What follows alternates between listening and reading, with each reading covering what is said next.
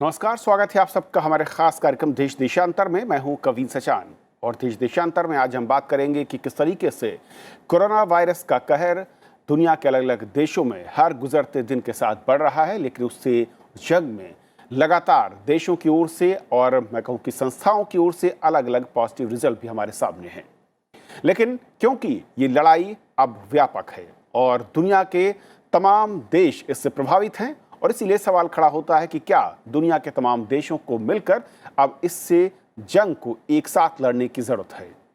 इस दिशा में किस तरीके से भारत का योगदान हो सकता है, या फिर जो दूसरे देश हैं वहां से क्या कुछ और किसे हासिल हो सकता है, किस तरीके के सहयोग की जरूरत है और सहयोग के अलग अलग आयाम क्या हो सकते हैं, और इस दिशा में अब तक क्या कुछ हो रहा है और आगे हमें जरूरत किन कदमों की है अगर दुनिया के तमाम देशों को समझें तो।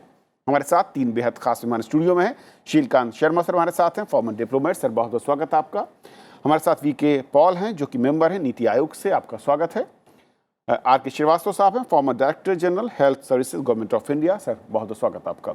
शुरुआत शीलकांत सर आपसे करना चाहूँगा, क्योंकि अब रीज़न मैं कहूँ अगर वो ख़त्म हो गया है और इसका जो दायरा है इस वायरस का और इसके अटैक का, वो तकरीबन सभी जगहों पर पहुंचता दिख रहा है। हर गुजरते दिन के साथ नए आंकड़े सामने आ रहे हैं। किस तरीके से देखते हैं इस वैश्विक लड़ाई को, मैं कहूं इस वायरस के खिलाफ, और अब तक अगर सहयोग की बात करें दुनिया के तमाम देशों के बीच में, तो क्या हम सभी देश, जितने भी बड़े देश हैं, वो अपने आप में इससे लड़ने में अब तक मशगूल हैं, या फिर मैं कहूँ कि वहाँ पर जो एनर्जी है पूरी खर्च हो रही है, या कहीं कॉपरेशन दिख रहा है, व्यापक एक मंच की बात हो रही है? देखिए, वैश्विक स्तर पे इस डिज़ीज़ के फैलने के पीछे जो एक्शन लिए गए वो थोड़े धीमे थे। WHO ने पिछले हफ्ते ही कहा है कि ये पैंडेमिक है, उसके पहले तक वो थोड़ा हिचकते रहे।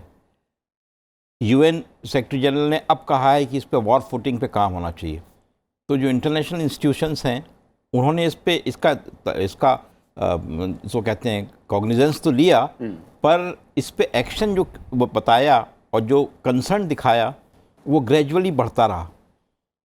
ज़्यादा कंसर्न अब बढ़ा है क्योंकि यूरोप में सेंटर बन गया है, और यूरोप चूँकि मिला हुआ है पूरी तरह से शेंगन वीज़ा में, सब लोग फ्रीली आते जाते रहे हैं, इसलिए सब देशों को, बड़े बड़े देशों को, इटली को, जर्मनी को, तो जो G7 राष्ट्र हैं, ग्रुप ऑफ 7, जो दुनिया के सबसे ज़्यादा उन्नत फाइनेंशियल पावर्स हैं, उनके यहाँ परेशानी है। फ्रांस में परेशानी है, जर्मनी में परेशानी है, इटली में परेशानी है, US में नाउ इतनी परेशानी है कि प्रेसिडेंट ट्रंप को खुद को अपना टेस्ट कराना पड़ा, क्योंकि वो ऐसा उनके मीडिया ने बताया कि वो थोड़ा हीला हवाला कर रहे थे, ध्यान नहीं दे रहे थे, तो उन्होंने टेस्ट करवाया। तो अब यूरोप जो क्लैम्प डाउन किया हुआ है वो बहुत एग्जॉस्टिव है।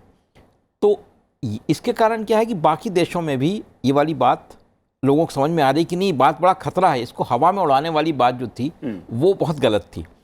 अच्छा, भारत के साथ यह है कि भारत ने बहुत जल्दी ये काम, जनवरी से ही और या उसके पहले से ही हमने एकदम से एक्शन लिया, और हमारे प्रधानमंत्री ने उसको अपने हाथों में लिया, from acting from the front. तो आप देखिए कि हमने बहुत सारे काम तब से किए हैं। अब जैसे कल उन्होंने कहा कि कहाँ एक सेंटर था, अब 66 सेंटर बन गए हैं, और जो स्टेट्स हैं उनको सेंसिटाइज किया हुआ। तो जो डोमेस्टिक लेवल पे जो काम किए गए हैं भारत में, वो एकदम से 2 महीनों में काफ़ी किए हुए हैं, और उसी का नतीजा है शायद कि अभी तक हम सक्षम हैं, जो कुछ हो रहा है उसको डील करने के लिए सक्षम हैं। जो हमारे यहाँ जो कुछ हो रहा है, सक्षम इन द सेंस के ये प्रॉब्लम तो बहुत बड़ा है, उसके लिए सतर्कता दिन रात ज़रूरी है, पर जो कुछ अभी तक किया है, तो अच्छा, चाइना ने जो कुछ किया है वो सख्ती के साथ किया है बिल्कुल। इस कब में अगर आपको याद हो तो 100 साल पहले स्पेनिश फ्लू आया था भारत में, वो इतना खतरनाक था, और तब ये पूरा भूखंड एक था, एक ही सरकार थी, अंग्रेजी सरकार थी। वो सरकार को कोई मतलब नहीं था, वो फर्स्ट वर्ल्ड वॉर चल रहा था तो उसकी उसमें लगे हुए थे। तो बॉम्बे अकेले, मतलब बॉम्बे में आया, उसके बाद इलाहाबाद तक पहुंचा रेल के जरिए, उसमें करीब 14 मिलियन, मतलब 1 करोड़ 40 लाख मारे गए थे। उससे आप आगाज़ देखें तो ये हमारे पास आया नहीं, हालांकि कंटिग्यूअस चाइना के साथ, लेकिन जो कुछ भारत में हुआ इन्फेक्शन अभी तक बड़ा लिमिटेड है।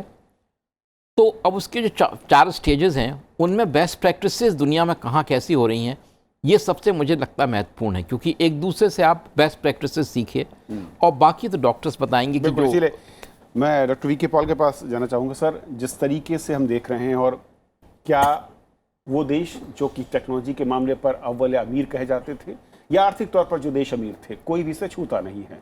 अब सवाल ये है कि क्या स्वास्थ्य के इस बड़े खतरे को लेकर तमाम देश शुरुआती स्तर पर जो है कि पहचान और उसे रोकने की कवायद, वहाँ पर किस तरीके के सहयोग की ज़रूरत आज देखते हैं, और कहाँ से क्या कुछ सीखने की ज़रूरत, या फिर इस पर कोई सहयोग आपको लग रहा है कि शुरू हो चुका है दुनिया के स्तर पर? ये एक क्लियरली ग्लोबल पैंडेमिक बन चुका है। ऑलमोस्ट सभी देशों तक पहुंच गया है, थोड़े ही देश जो हैं उससे बाहर रह गए हैं। हर जगह पे समस्या एक ही जैसी नहीं है, ये भी हमें मालूम होना चाहिए। और इन अ वे वो हमें बेस्ट प्रैक्टिसेस का मौका देते हैं। जैसे सर ने कहा, कोई छोटी समस्या से जूझ रहा है, कोई बड़ी समस्या से जूझ रहा है, कहीं पे बिल्कुल भयानक सिनेरियो हो गया है। जैसे अब आज की डेट में हम देखें तो इटली में एक बहुत ही सीरियस सिचुएशन हो गई है। तो एक तो क्लियर बात है जो कि आप हाईलाइट कर रहे हैं, and I agree with you fully, कि it's a global problem and the response also has to be global. We are now one community, we are one planet, one humanity, and we have to combat it. This is a very unusual disease, situation and a challenge. Unforeseen है, जितनी मर्जी आप बात करेंगे भाई ऐसी चीज़ें हो सकती थी, साइंस फिक्शन में लिखी हुई थी, किसी की स्पीच में कहीं गई थी, वो है, लेकिन जैसे इमर्ज हुआ है वो अनप्रिडिक्टेबल है, अनप्रेसिडेंटेड है एंड एवर इवॉल्विंग है। इसमें इतने अननोन्स हैं अभी भी इस बीमारी में कि जब उनके साथ ग्रैपल कर रहे हैं, साथ ही साथ समस्या का जो प्रभाव है मानवता पे उसको भी ग्रैपल कर रहे हैं। ये दोनों साथ चले हुए हैं। हमें ये भी अभी नहीं मालूम कि जैसे टेम्परेचर इम्प्रूव होगा तो क्या ये बदलाव आ जाएगा। अगर पता होता या हो तो हमारी स्ट्रेटजी कुछ और है, पता नहीं है तो हम जूझ रहे हैं और दोनों तरह की, तीनों तरह की स्ट्रैटेजीज़ को लेके चले हुए। तो कि कॉम्प्लेक्सिटी को हमें रिकग्नाइज़ करना चाहिए। ऐसी कॉम्प्लेक्स सिचुएशन के लिए और ग्लोबल आपदा के लिए एक ग्लोबल रिस्पांस होना, एक दूसरे से मिलके चलना ही एक रास्ता है। और उसमें किसी हद तक योगदान सबने कोशिश करी एक दूसरे से सीखने की। किसी ने सप्लाईज़ में मदद करी, किसी ने टेक्नोलॉजी को शेयर करने की मदद करी, कहीं आइडियाज़ शेयरिंग हुई। और हमारा वर्ल्ड हेल्थ ऑर्गेनाइजेशन एक कन्वीनिंग पॉइंट है सबके लिए, उसमें हम सब जुड़े हुए हैं। लेकिन जैसे जैसे ये सिचुएशन अनफोल्ड हो रही है, हमें अपनी कोऑपरेशन का अंदाज़ और एक्सपांस दोनों बदलने पड़ेंगे। और उसमें अगर आप देखें तो जो माननीय प्रधानमंत्री जी ने शुरुआत करी है अपने नेबरहुड में, साउथ एशिया रीजनल जो ग्रुप है उसमें एक पहल करी है कि हम मिलके चलें, एक बहुत ही प्रभावी पहल है। और एक ये मॉडल क्रिएट करता है कि हम कैसे मिल सकते हैं। उन्होंने डायरेक्शन दी है, आइडियाज़ दिए हैं, और सब लीडर्स ने आइडियाज़ दिए हैं कि कहाँ कहाँ पे हम एक दूसरे के साथ मिल के आगे चल सकते हैं। और बेस्ट प्रैक्टिसेस का जो जिक्र किया है, definitely that's a very very early learning that and a continuous learning that can be so very helpful. तो मिल के आगे जाना है। और इस समस्या का समाधान अगर हम देखें अल्टीमेटली तो शायद वैक्सीन होगा, दवाइयों की ईजाद होगी, उसके लिए भी टाइम है। लेकिन सबसे बात बड़ी है कि क्या उससे पहले हम इतना बचा सकें अपने आप को कि हमारा डैमेज जो है वो एक्सेप्टेबल हो, मिनिमम हो, और मिजरी नहीं हो और दुख नहीं हो। यही हमें उम्मीद करनी चाहिए और मिलकर इसकी तरफ प्रयास करना चाहिए। श्रेयस सर, क्योंकि एरिया ऑफ कॉपरेशन की अगर बात करें, सहयोग की, दुनिया के जिस तरीके से, और जैसा कि पॉल साहब ने बिल्कुल ठीक कहा कि अब तक किसी भी चीज़ की ये गारंटी नहीं है कि इसके सिम्टम्स, इसके बचाव या क्या कुछ है जो कि एक रास्ते पर या फिर एक उसका फॉर्मूला नज़र आ रहा हो। ऐसे में क्या चैलेंज और ज़्यादा मुश्किल हो जाता है दुनिया के तमाम देशों के लिए टेक्नोलॉजिकल, या फिर अगर हम उसकी स्क्रीनिंग की बात करें शुरुआत में पहले इस फील्ड को, यहाँ पर किस तरीके का सहयोग आपको लगता है कि हो सकता है या होना चाहिए? देखिए, कुछ चीज़ें बहुत अच्छी आज की चर्चा में निकल के आ रही हैं। ये बीमारी आज एक ऐसी है जिसमें नोन कम है और अननोन ज़्यादा है। ये बीमारी इस समय एक वैश्विक स्तर की बीमारी हो गई। अलग अलग कंट्रीज अलग अलग stage of public health threat में है। WHO ने इसको पब्लिक हेल्थ इमरजेंसी घोषित कर दिया। तो अगर ये तीन चीज़ें हम देखें और अलग अलग कंट्री की सिचुएशन देखें, तो अगर आपको देखने से ये समझ आएगा कि किसी कंट्री ने इसको कंटेन कर पाया है, जैसे इंडिया है, हांगकांग है, सिंगापुर है।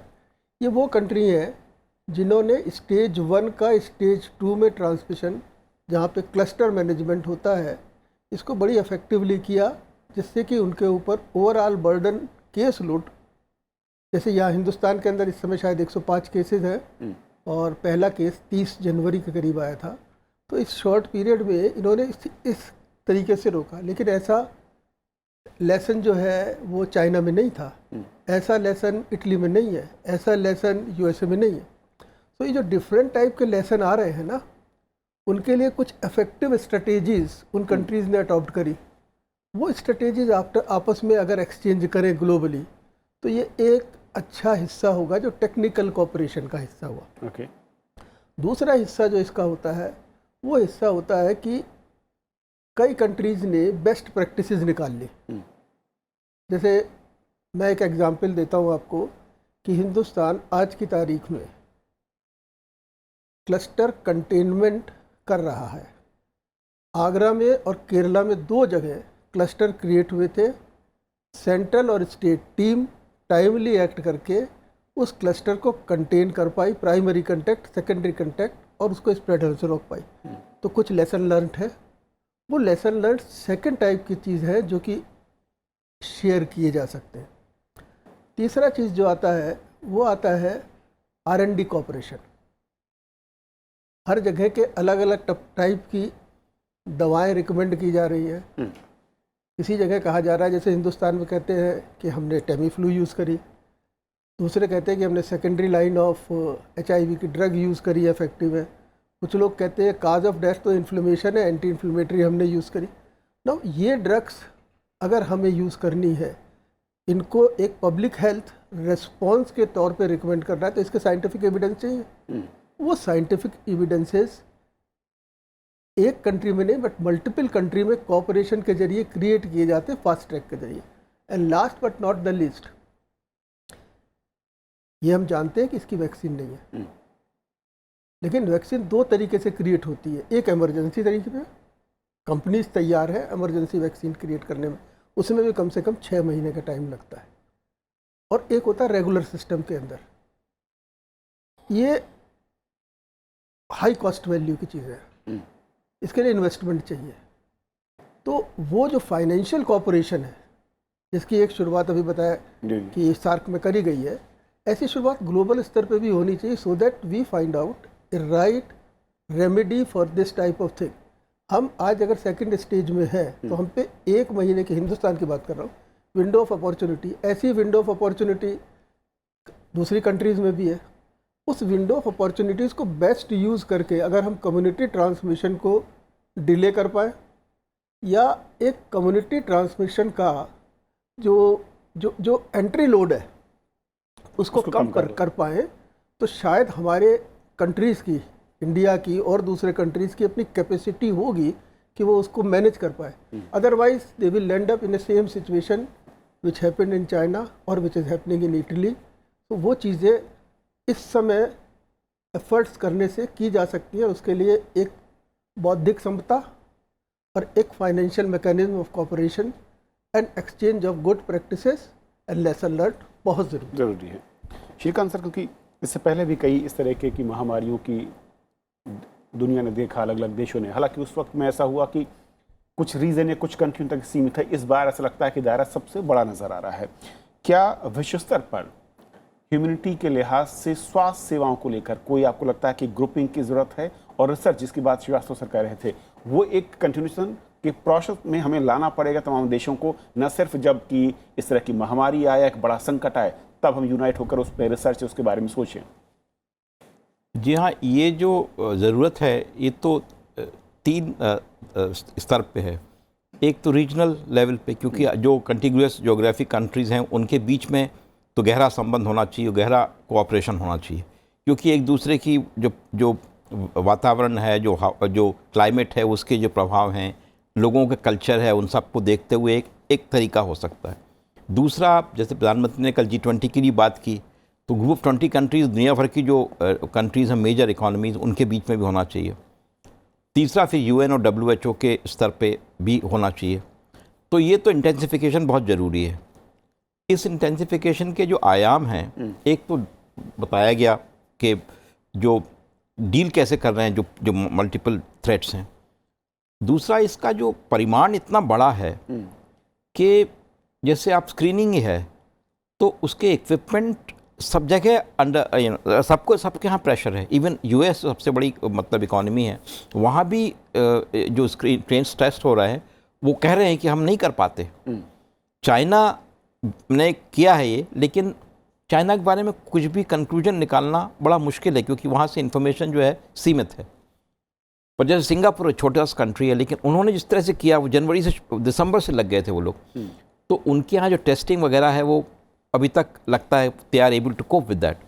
हमारे यहाँ हमको इनको निरंतर बढ़ाना पड़ेगा और अपने आप से करना पड़ेगा, क्योंकि ऐसा नहीं लगता कि दुनिया में कहीं और से ये चीज़ें एकदम से आ जाएंगी। तो अपनी कमर कसना भी बहुत ज़रूरी है इसके लिए। और जो थ्रेट है उस सब के ऊपर, जैसे पूरी यूरोप जो सबसे रिच एरिया है, वहाँ पे थ्रेट इतनी बड़ी है कि उनको खुद ही को डील करना पड़ा है। अब आज के अखबार में है कि जर्मनी में उन्होंने कुछ वैक्सीन बनाने की कंपनी एक है जो उसको अमेरिकन ख़रीदना चाहते हैं और जर्मन चांसलर चाहती हैं कि जर्मनी में रहे। तो ये एक तरह का दूसरा भी एक पहलू है जो उजागर हो रहा है। एक सबसे बड़ी बात ये हो रही है कि इकोनॉमीज़ जो स्ट्रेंथ देती हैं, जिसके बल पे हम कोप कर सकें, सब जगह इकोनॉमिक डैमेज बहुत ज़्यादा हुआ है। अमेरिका वगैरह में जो सब जगह ये है कि इसके कारण ग्रोथ गिर जाएगी और स्टॉक मार्केट बुरी तरह से कोलैप्स कर रहा है। तो जो इकोनॉमी पे इफ़ेक्ट हुआ है वो भी एक पहलू है। तो उसको कैसे डील करना, घर से काम करें, क्या करें। जो सोशल डिस्टेंसिंग है, जो सबसे बड़ी रिक्वायरमेंट है, अब वो सोशल डिस्टेंसिंग के दूसरे पहलू भी हैं, उनसे कैसे कोप करें। तो एक बहुआयामी एक संकट है ये, और इसको मतलब सभी दिशाओं में काम करना पड़ेगा। तो इसके लिए सहयोग तो ज़रूरी है, अंतर्राष्ट्रीय सहयोग, हर एक आयाम में सहयोग ज़रूरी है, ऐसा मुझे लगता है। डॉक्टर पॉल, जिस तरीके से कहा श्रीवास्तव सर ने, और भारत जैसे देशों की जो स्टेज, जिन्होंने मैं कहूँ कि अब तक बखूबी अंजाम दिया है, चाहे वो स्क्रीनिंग के लेवल पर हो या फिर लोगों को क्वारंटाइन करने की बात हो, इस तरह के स्टेप्स और क्या कुछ आपको लगता है कि आने वाले हफ्तों में हमें ज़रूरत है, और जो दूसरे देश हैं वहाँ पर भी इसको कहीं ना कहीं एक सहयोग के ज़रिए ज़्यादा मजबूत किया जा सकता है? अभी तक हम लोग जिस स्टेज में हैं, हम डील कर रहे हैं उन पेशेंट्स के साथ में जो कि बाहर से जो आए, उनके इमीडिएट कांटेक्ट में आए, उनको इन्फेक्शन हुई। जहाँ तक भी हमारा रोबस्ट डेटा को अगर हम देखते हैं तो लगता है कि कंटेन है सिचुएशन, लेकिन रूल आउट नहीं कर सकते कि इससे ज़्यादा स्प्रेड होगा और कम्युनिटी ट्रांसमिशन हो सकती है।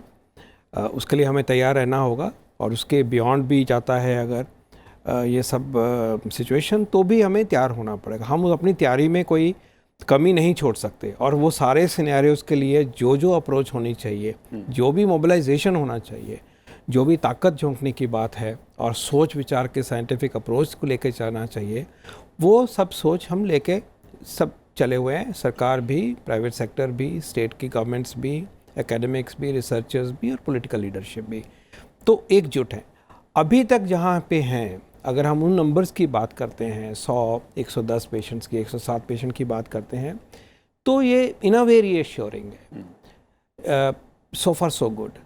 और उसके लिए जो हमारा सिस्टम IDSP का बना था, हमारा डिज़ास्टर रिस्पांस का बना था, इमरजेंसी मेडिकल रिस्पांस का बना था, we should be very proud. और जो कोऑर्डिनेशन दिखाया, जो प्रधानमंत्री जी की लीडरशिप में एक बिल्कुल गवर्नमेंट वाइड एफर्ट जो आया, वन गवर्नमेंट एफर्ट उभर के आया है, that has been very robust and very effective so far, absolutely effective. And also as a corollary of that we are prepared for the emerging scenarios. उम्मीद करते हैं कि ये काफ़ी होगा। उम्मीद करते हैं कि जो इसमें कहीं भी गैप होगा उसको स्ट्रेंथन करेंगे, और ये भी उम्मीद करते हैं कि जैसे जैसे बाकी जगह पे निकली है ये आउटब्रेक है, उसकी जो शेप निकली है, जो लेसन वहाँ से लर्न हुए हैं, वो भी हम ड्रॉ अपॉन करेंगे। और जो फाइनल फ्रंटियर है उसमें भी इंडिया की बहुत स्ट्रेंथ है, चाहे वो फार्मा और मेडिसिन डिस्कवरी की बात है और उसको तेज़ी से बनाने की बात है, या वैक्सीन में तेज़ी लाने की बात है, उसमें भी हमारी एक इंट्रिंसिक सक्सेस है। आपको मालूम होगा कि कुछ ही दिन पहले हमने वायरस भी अपने आइसोलेट किया, अपने पेशेंट से कर लिया, तो वो बहुत मदद करेगी कि हमें एक डायग्नोस्टिक टूल बनाना है जो कि लेस कॉस्ट का है, क्विकर है, तो हमारे पास अब वायरस है, 5th nation in the world to have the virus. कल को वैक्सीन बनाना है तो वो बड़ी एक लाजमी चीज़ है कि हमें किसी से मांगना नहीं पड़ेगा। तो उस डायरेक्शन में हमारा जो साइंस एंडेवर है, रिसर्च एंडेवर है, वो भी किसी से कम नहीं है। तो इनको लेके आगे बढ़ते हैं और ग्लोबल पार्टिसिपेशन में जो वहाँ से सोच आती है उसको भी हम एम्ब्रेस करेंगे, जो हम दे सकते हैं ग्लोबल कम्युनिटी को, not just neighbourhood, not just nations which are socio-economically weaker than us or scientifically weaker than us, but to the larger global community.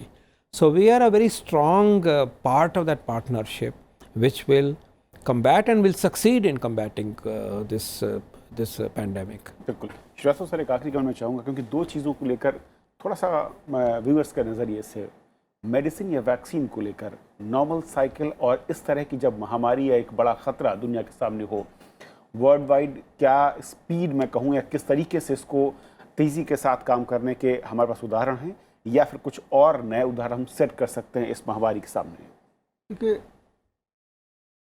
आपने दो चीज़ पूछी, मैं तीन चीज़ आपको बताना चाहूँगा। Vaccine, drug and diagnostic kit, ठीक है।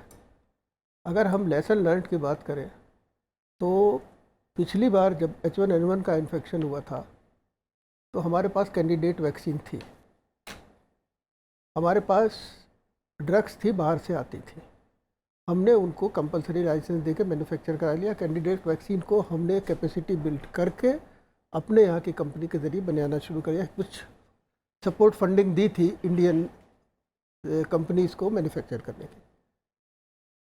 दवाइयाँ और वैक्सीन तो हो गया, डायग्नोस्टिक किट ऑलरेडी अवेलेबल थे। अब की बार वैसी सिचुएशन नहीं है, तो इसलिए हमें टाइमलाइन फिक्स करनी पड़ेगी, और वो टाइमलाइन महत्वपूर्ण है आज के लिए भी और आगे आने वाले टाइम के लिए भी। दवाई जो हमारे पे अवेलेबल है वो दवाइयाँ हमारे पास हिंदुस्तान में बनने वाली अवेलेबल है।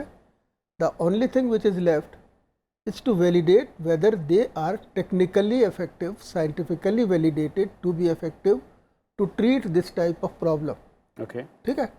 और वो दिस टाइप ऑफ प्रॉब्लम वैश्विक स्तर पे अगर होगी तो एक साइड पे वो बनाने वाली कंपनी के लिए बूस्ट होगी, जेनरिक इंडस्ट्री के लिए बूस्ट होगी, इकोनॉमिक कैपेसिटी के लिए बूस्ट होगी, और दूसरी साइड पे उन सारी कंट्रीज़ के लिए भी यूज़फुल होगी जहाँ पे कि इस तरीके की बीमारी के लिए लड़ने की दवाइयों की ज़रूरत है। तो ये वैश्विक कॉपरेशन का एक इलाका है, ये फास्ट ट्रैक हो सकता है, ये फास्ट ट्रैक हो सकता है। ये डिपेंड करता है कि आपका रिसर्च का, वैलिडेशन का नेटवर्क कितना तेज हो। मैं अपनी तरफ से तो एकदम नहीं कह सकता, लेकिन मेरे हिसाब से तकरीबन 3-4 महीने में ये सारे वैलिडेशन का काम किया जा सकता है। ओके। दूसरा रह गया आपका किट्स का। किट्स हमारे पास, चाइना ने किट बनाई है, हम आज की तारीख में 72 घंटे में रिपोर्ट दे रहे हैं, किट हमें 6-7 घंटे में रिपोर्ट दे रही है। हमारी अगर कैपेसिटी बढ़ानी है हमें टेस्ट करने की, जो कि अगर कम्युनिटी स्प्रेड बाई चांस होती है तो हमें बढ़ानी पड़ेगी, तो हमारे लिए किट आवश्यक है। ये तो टेक्नोलॉजी ट्रांसफ़र से किया जा सकता है। और तीसरा रह जाता है वैक्सीन। वैक्सीन इमरजेंसी में अगर प्रोड्यूस करनी है तो 6 महीने का टाइम, अगर आपको रेगुलर वैक्सीन प्रोड्यूस करनी है तो कम से कम 2-3 साल का टाइम लगता है। मैं ये कहना चाहूँगा कि सर ने जैसे कहा, बिल्कुल उस परिप्रेक्ष्य में कहा कि एक चैलेंज है, लेकिन अपनी तरह से ही अपॉर्चुनिटी भी है। इसको लाइव्स को बचाना है और उसको रिस्पॉन्ड करना है, और अपने सिस्टम में जो हमारी रिज़र्व कैपेसिटीज़ हैं, कैपेबिलिटीज़ हैं, उनको सामने लेके आना है।